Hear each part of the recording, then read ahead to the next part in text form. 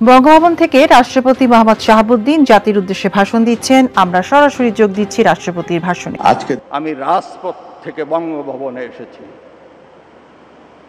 আমি হঠাৎ করে টপকে পড়ি নাই বঙ্গভবনে। আমি পাবনার রাজপথ থেকে বঙ্গভবনে গিয়েছি। আপনারা জানেন, রাষ্ট্রপতি একটি সাংবিধানিক সর্বোচ্চ পদ।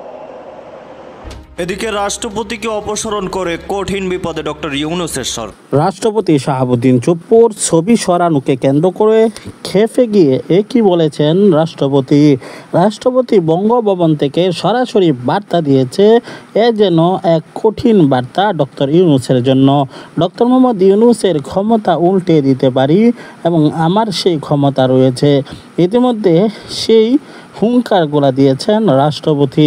আসুন কথা না বাড়িয়ে লাইক করে শেষ পর্যন্ত দেখি মূলত কি হচ্ছে রাজনীতিতে। আপনারা জানেন, রাষ্ট্রপতি একটি সাংবিধানিক সর্বোচ্চ পদ। এই সর্বোচ্চ পদে আমি যখন শপথ গ্রহণ করি তখন আমাকে বলতে হয়েছে যে আমি সংবিধানের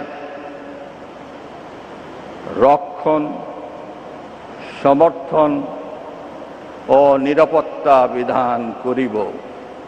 এটা অঙ্গীকার। আমি অঙ্গীকার করেছি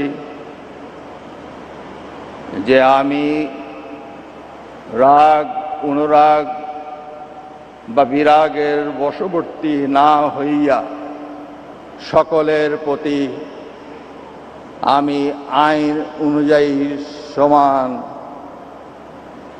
আচরণ করিব এবং এই রাষ্ট্রপতি হিসাবে সংবিধানের সকল মর্ম কথা আমাকে পালন করতে হবে। আমি সকল রাজনীতির ঊর্ধ্বে, কিন্তু সকল রাজনীতির ঊর্ধ্বে কখন? শপথ নেওয়ার পরে। শপথ নেওয়ার আগে আমার রাজনীতির ভিত্তি যা ছিল তা তো আমি অস্বীকার করতে পারি না। এটা অসম্ভব। এটা হৃদয়ের মধ্যে আছে, এটা অস্বীকার করা যাবে না। কেন? সেটাই আমাকে রাষ্ট্রপতির চেয়ারে, আসনে বসিয়েছে। সেই ভিত্তিই আমাকে আসনে বসিয়েছে। আমার অবস্থানটা কোথায়? নির্বাচিত প্রতিনিধিরাই তো আমাকে নির্বাচিত করেছেন। অনেকেই বলেন, যারা সমালোচনা করেন, সমালোচনার জন্যই সমালোচনা করেন। আওয়ামী লীগের পার্লামেন্টারি রাষ্ট্রপতির বিদায়ের আগে 60 থেকে 90 দিনের মধ্যে রাষ্ট্রপতি নির্বাচন করার কথা রাখে না। যেটা হয়ে গেছে তার রূপটা আপনারা দেখতে পাচ্ছেন, আপনাদের সামনে উপস্থিত। কেন, কি জন্য হলো আমি বলতে পারবো না। আমি নিঝুম মজুমদার।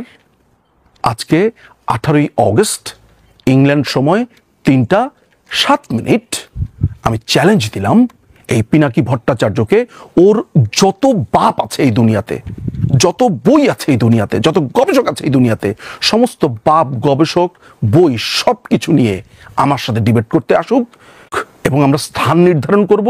সারা পৃথিবী সেই ডিবেট দেখবে। যদি এক বাপের এক মায়ের ছেলে হয়ে থাকে তাহলে পিনাকি আমার এই চ্যালেঞ্জ গ্রহণ কর।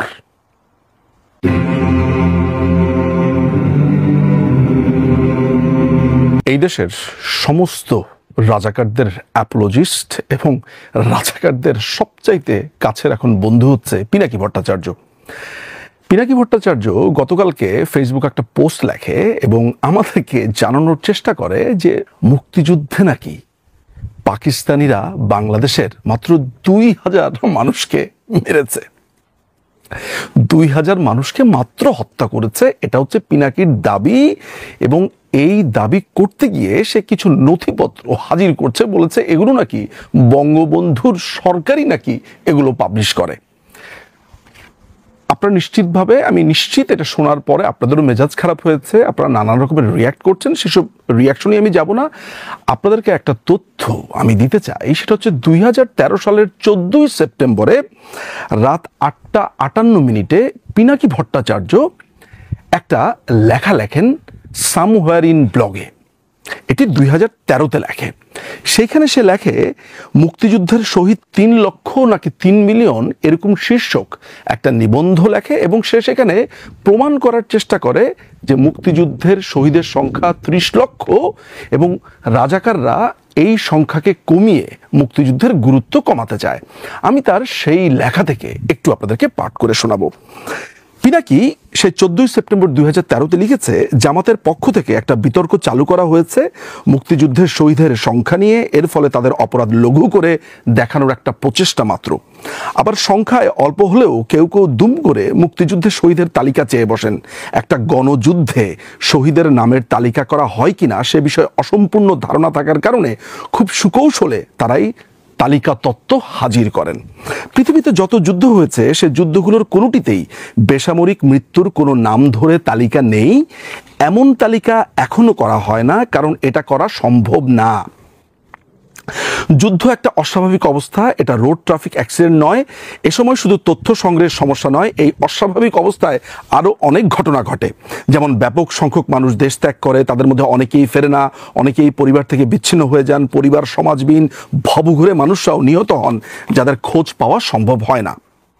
এছাড়াও আছে যুদ্ধের কারণে পরোক্ষ মৃত্যু, যারা হত্যা করে তারাও অপরাধ ঢাকার জন্য মৃতদেহ লুকিয়ে ফেলে। এসব কারণেই যুদ্ধে নিহতের পরিসংখ্যান সবসময় একটা সংখ্যা, একটা নাম সহ পূর্ণাঙ্গ তালিকা নয়। এটাই পৃথিবীব্যাপী গৃহীত নিয়ম। যারা মুক্তিযুদ্ধের শহীদদের তালিকা চায় তাদের যে কোনো একটা গণযুদ্ধের বেসামরিক নিহত নাগরিকদের তালিকা দেখাতে বলুন। যুদ্ধের মৃত বা নিখোঁজ সামরিক ব্যক্তিদের তালিকা করা সম্ভব, কিন্তু বেসামরিক ব্যক্তিদের নয়।